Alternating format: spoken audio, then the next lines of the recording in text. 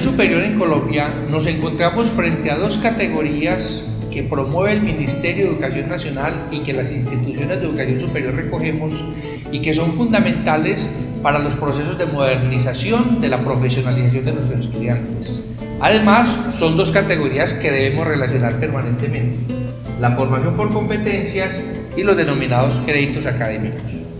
Frente al tema de la formación por competencias hay un gran debate, hay corrientes, hay diferentes paradigmas a la hora de explicar qué son las competencias.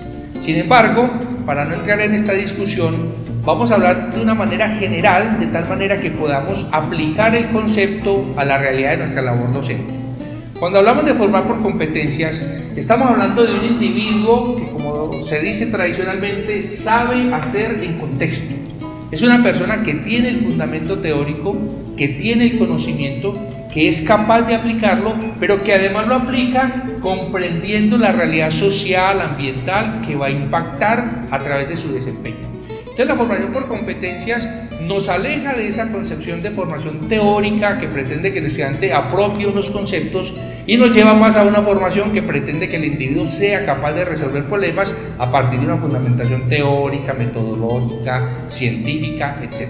Entonces, nosotros en la educación superior tenemos un reto que consiste en articular el sistema de conocimientos teóricos con la capacidad de aplicarlo a través del desarrollo de habilidades, del desarrollo de capacidades incluso personales, el desempeño sea coherente con los retos de la región, de la sociedad, del país, etc. Entonces, aquí tenemos nosotros en la formación un reto fundamental. Vamos a hacer una formación que pretende preparar personas para resolver problemas de la sociedad. Ahora, ¿cómo se hace eso? Es ahí donde entra toda esta discusión que tiene que ver con el uso de métodos, de los medios adecuados, etc. Y por eso es relevante la segunda categoría, la formación por créditos académicos que nos propone el Ministerio de Educación. En la formación por créditos académicos, tal como está concebida, plantea que la dinámica del proceso docente educativo combina los tiempos de contacto del estudiante con el profesor con los tiempos de trabajo independiente del estudiante. Esta es una realidad que tiene mucho sentido porque hoy en día el acceso a la información es tan amplio que uno no puede asumir que la única manera en que el estudiante puede familiarizarse con la información, recibirla o conocerla, tiene que ser en el aula de clases. Indiscutiblemente hay toda una gama de posibilidades en el medio a través de las cuales el estudiante puede acceder a la información.